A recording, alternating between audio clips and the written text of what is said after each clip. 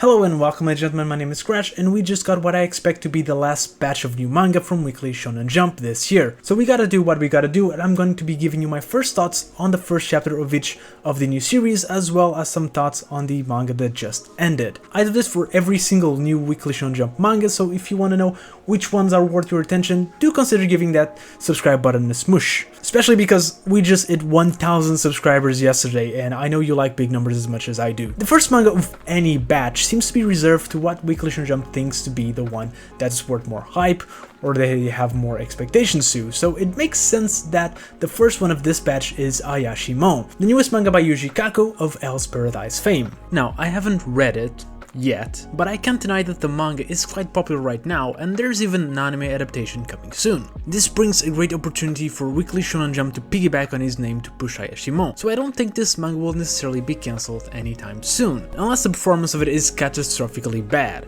Business-wise, it seems to be good to keep it in the magazine. Now, Ayashimon starts just like Zipman. I can hear the torches being lit outside. The main character, Maru, struggles to find a job because he's just too aggressive and powerful. He grew up like all of us did, watching old anime classics like Dragon Ball or Kinnikuman and wanting to be just like them. But while I was embarrassing myself screaming Kamehameha in the classroom, Maru was training harder than anyone else, to the point where he just got superhuman strength by the time he reached high school. So now it just alienates everyone in his pursuit of any thrill that can compare to a manga adventure. Thankfully for him, this is the very first chapter of a manga, which means that a manga-like adventure is just around the corner, and it comes in the form of a horn-haired girl that he protects from some thugs. She reveals that she is part of a Yakuza family, and since he protected her, she offers him an opportunity at the job serving your family. At first, he refuses because it conflicts with his dream of being in a manga-like adventure, but things change when he realizes that this Yakuza isn't just your normal Yakuza, but one consisting of yokai, or Ayashimon apparently, which I think is a kind of yokai, or another more specific word for it, but I'm not 100% sure. If you guys know, just leave it in the comments below. This changes things for Maru, as this means he gets to fight monsters, just like his manga idols, and so he goes berserk on the thugs and scares the crap out of them. After defeating them all, with a big smile on his face, he accepts to join the Yakuza family. We then end the chapter with a mention of the next destination and a bigger goal of the manga, the Red Light District, where the girl Urara dreams to one day rule over. Honestly speaking, there wasn't anything in this manga that made me as hyped for this manga as a lot of people seem to be. I assume a lot of it has to do with the pedigree of the author. On the other hand, I also don't have anything bad to say about it. The art is great, the plot is decent, the world building is decent as well, the fights are fine, I like the comedy.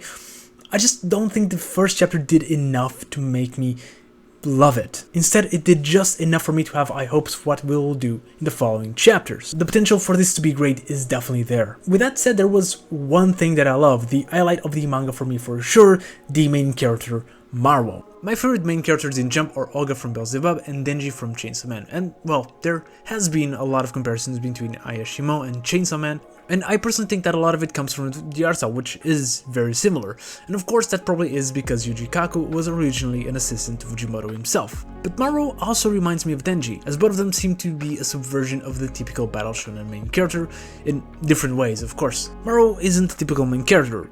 Is someone who wants to be the typical main character, and there's a big difference there. He's not a hero trying to save the world, he's just obsessed with the idea of it. He's a fan, just like us. Throughout the manga, he mentions a lot of characters he grew up watching, and one of the things I found interesting about this approach is that while yes, it makes Maru stand out and be more unique, it also highlights the importance to have more traditional main characters within the pages of Jump as well. He needed them. Kenshiro and Goku and Kinnikuman were there to help him, to give Maru a role model when he didn't have any. When his father showed how ugly reality could be, Kenshiro brought him the ideal person he should strive to be. That's why Luffy, Naruto and Tanjiro, they're good characters to have. But a good role model in real life goes a long way as well, and that's what's missing. He was thrown into a world of violence and so far hasn't found anything else. And while the Yakuza family may give him a chance to beat up monsters just like his idols, I predict Maru will eventually realize that that's not what makes Kenshiro. And it's this growth more so than anything else that I'm hyped to see throughout the rest of Ayashimon, and potentially push him to my top 3 characters in Jump. Now, for the outtake of the year. Protect Me Shugomaru was really lots of fun. We all know that I like egg manga. If you don't, then welcome to the channel, where I praise Gravity Boys and Me and Roboko whenever I can. And while I don't love every single gag manga in the magazine, the first chapter of this one made me laugh out loud at least 3 times, which is a really good score all things considered. The story is relatively simple. Sanagi is the sole heir of a very rich and big company, which means that there are people trying to kill her, more prominently a mysterious assassin only known as Skull. Therefore, Sanagi is assigned Shugomaru, the younger brother of a family of bodyguards, to, well, ward her while she goes to high school. And that's essentially the entire plot of the manga, which is dropped in the first couple of pages, leaving the rest of the chapter to explore what this manga is actually about, watching Shugomaru being a superbly horrible bodyguard. This guy will not only kill Skull, he will kill the entire body. Everyone is going to die with Shugomaru around because he has no sense of what's an actual threat and more importantly how to dial down his own attacks. And the biggest problem of this manga is that this is a joke that can get old real fast. But I gotta say, I loved almost every single one of the jokes here. But I do need to point out this panel and just ask, what is happening? Why is her chick squished? It doesn't look like she should be like that. It's the one thing bugging me in this chapter. But whatever, it's no big deal. Everything else got Scratch's seal of approval, and that includes the art cell. I understand that this is going to be the biggest barrier of entry for some of you. Seriously, how many of you looked at the cover of Jump and just instantly said, no thank you? I'm sure there's at least one of you watching this that did it. And look, I'm not going to try to force you to check it out, but I think the art cell blends itself really well with the story, and I will argue that the manga has a way to make the delivery of the joke just so much better, and part of that has to do with the feeling that the art cell delivers. There's just something inherently funny about this guy's face. And another thing that I quite like is that it reminds me of a lot of gag manga from the 2000s. I think the art cell at the very least can make Shugomaru stand out within the roster of Jump as one of the most unique visual styles within the magazine right now, and there's nothing wrong with that. And the final one joins the list of funny Dedede manga. So we got Dororo, Durara, Dandadan, Dororedoro, and Dead Demons Destruction. And now, Doron Dororon. Now out of these 5, I've read 3, and 2 of them are on my top 3 manga of all time, and the other one is definitely getting more and more close to my favorites. So the question is, will this manga live up to the hype of its fellow named colleagues? And it most definitely did not. If Ayashimon didn't do enough to get me hyped about it, Doron did even less. It's not so much that the execution was horrible, it's more like it just does the beat by beat of a battle shonen chapter 1, which is kinda to be expected, but it doesn't do much else. But let's check out the manga and talk about its actual plot.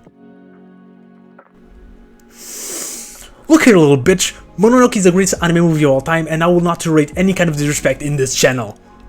Okay, so this manga is about a bunch of yokai, or Mononoke apparently, which I do know the meaning of. Mononoke are like evil, vengeful spirits. So yeah, those exist, and our main character Dora wants to kill them all because all he knows how to do in life is to beat people up. I'm getting the deja vus as well, don't worry.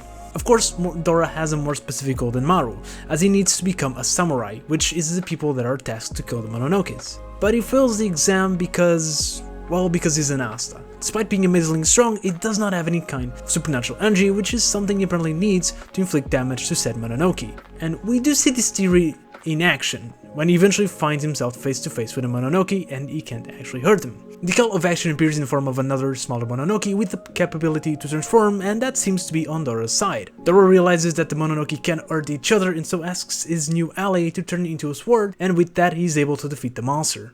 So, first, the positives. I think the overall art style and aesthetic of the manga, if not really original, is at least very appealing. The character designs are great, and I think that's going to be a big deal in selling this manga out. I also really like the little Mononoke that joins Dora. I think all in all, it's a different alternative to the normal approach of giving Dora supernatural abilities directly and making him super powerful. Technically speaking, Dora's partner can kinda be used by anyone and be taken away at any point, which gives it some interesting possibilities to explore in the future. With that said, that was the most unique thing in this chapter. The whole not having supernatural abilities plot brings to mind works like My Hero Academia, or Black Clover, or Mashal, but what it differs here is in the execution of it.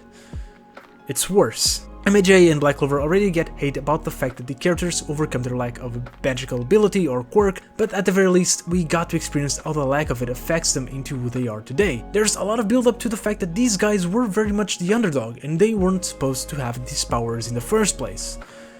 In Doron Dororon, we kinda just know that it lacks its powers when we are first introduced to them, which makes it even worse that we barely see it have any impact in the first chapter. The time that it took between him realizing that it truly lacked what was needed and him finding a way around it is literally 7 panels, over the course of not even 2 pages. There is no emotional investment in this flaw from any part. And look, I don't mind it following the tropes that much. I've seen a lot of people already doing this manga from the get-go, while I personally think there's still a lot of space for Doron Dororon to find its own identity. Truth is, most battle shonen's first chapters kind of follow the exact same beat as one another, and Ayashimon, for example, is no exception. But Ayashimon had one thing that sold the manga.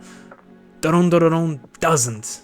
But I think having 2 battle shonens in the same batch will always come to the detriment of the weaker one, and Doron Dororon is definitely the weaker one here. It's definitely not doing anything in chapter 1 to stand out, and it really needs to deliver in the next couple ones. One of the things I thought could be cool is if Dora doesn't join the samurai right away, and instead we get to see him work as more of a vigilante kind of character. If the samurai would end up being enemies, rivals, it would be kinda cool as well.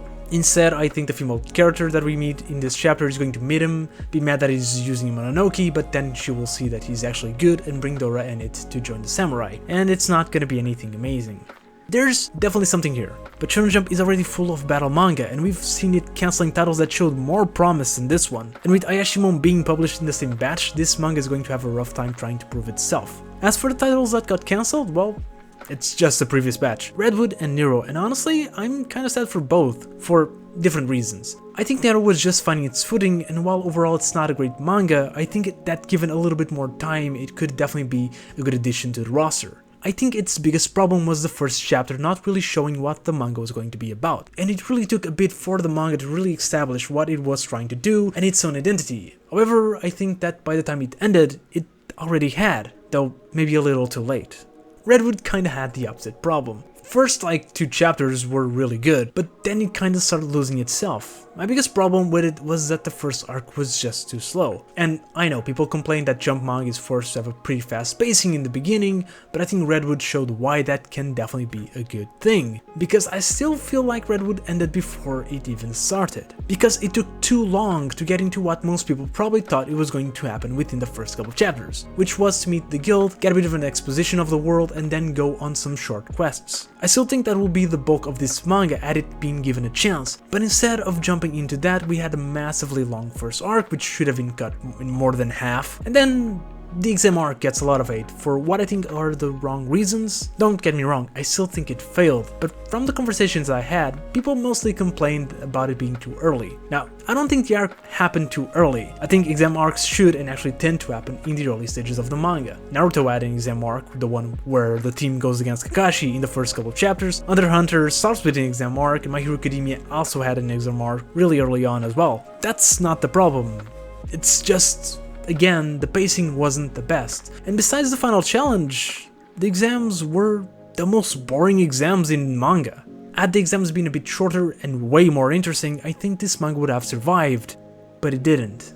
And that's it. Conclusion, I have high hopes for Ayashimon, not too big of hope for the other 2, but I really want Shugomaru to survive as well. Doron Dororon, I'm not too invested, but I'm willing to give it a chance to win me over in the future.